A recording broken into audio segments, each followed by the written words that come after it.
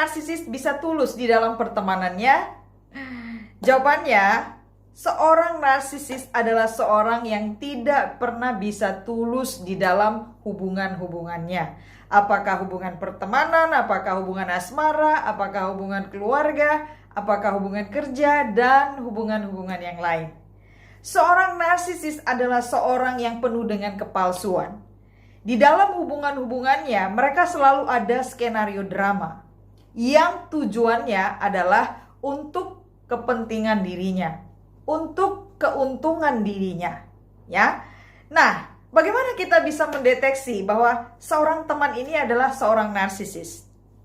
Yang pertama, seorang narsisis akan mencari teman karena dia melihat ada sesuatu yang bisa dia manfaatkan dari orang tersebut, ya. Biasanya mereka akan mencari teman yang punya status yang baik, kaya, berpendidikan, punya posisi, punya pengaruh, punya relasi, punya sesuatu yang bisa dimanfaatkan oleh si narsisis, ya. Tujuan utama narsisis sebenarnya apa sih? Cari teman yang seperti ini demi status. Jadi narsisis ingin nebeng di dalam satu tadi supaya bisa membanggakan diri bahwa dia punya teman yang seperti ini, ya. Dia bisa membanggakan diri bahwa dia itu orang yang berkelas karena punya teman orang kaya, yang pintar, yang berprestasi, yang punya pengaruh dan sebagainya, ya. Kemudian tentunya karena dia ingin mengharapkan mendapatkan sesuatu dari teman-teman yang seperti ini. Yang kedua, seorang narsisis di dalam pertemanannya itu dia akan selalu berbeda di hadapan kita dan di belakang kita, ya. Jadi seorang teman yang narsisis dia palsu.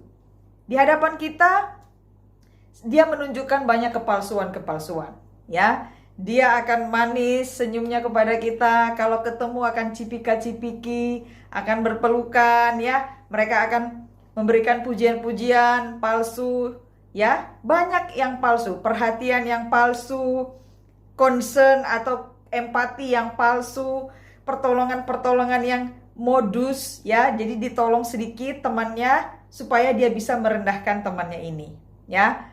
Nah, seorang teman yang narsisis sangat berbeda di depan dan di belakang kita, ya.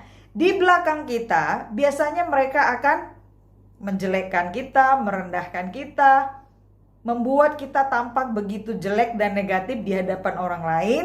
Bahkan si narsisis bisa memfitnah kita kepada orang-orang lain. Dan dia bisa mengerahkan flying monkeys-nya, teman-teman yang adalah kaki tangannya, untuk bisa menyebarkan fitnah tentang kita tadi, ya. Nah, kemudian seorang narsisis di dalam pertemanannya, dia mengharapkan persetujuan, kata yes dari temannya, ya. Perhatikan, kalau teman Anda selalu mengharapkan kata ya, setuju, oke, ketika dia mendengarkan kata tidak atau mendapatkan teguran atau kritik dari Anda, dia langsung defensif. Hati-hati, itu bisa menjadi satu ciri bahwa dia adalah seorang narsisis, ya. Kemudian, apa yang harus Anda perhatikan, bahwa seorang narsisis adalah seorang teman yang penuh dengan iri dengki, ya. Seorang narsisis itu tidak bisa melihat orang lain lebih dari dirinya, lebih pintar, lebih berprestasi, lebih kaya, lebih berpengalaman, lebih bahagia, pokoknya lebih. Nggak bisa. Jadi seorang teman yang narsisis akan membuat berbagai macam cara supaya kita terlihat tidak baik di hadapan orang lain. Apalagi ada orang lain yang memuji kita di hadapannya, dia nggak bisa terima, ya. Misalnya kita berhasil dalam suatu hal, ya, dia akan bilang, ya selamat lah ya, kamu sudah ini. Tetapi sebenarnya dia tidak pernah tulus dengan kata selamat itu. Dia berharap sebenarnya dialah yang diberi selamat, gitu, ya.